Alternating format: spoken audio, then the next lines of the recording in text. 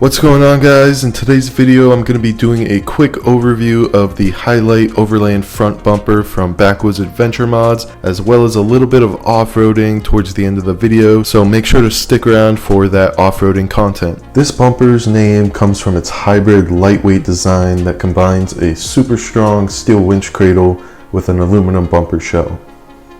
It's a very innovative product design for the Tacoma market, and the design was driven by consumer feedback on the Arkansas Offroad YouTube channel, which I will link in the video description below. It features a 54-pound steel winch cradle paired with a 26-pound aluminum bumper shell, totaling just 80 pounds for a full front bumper.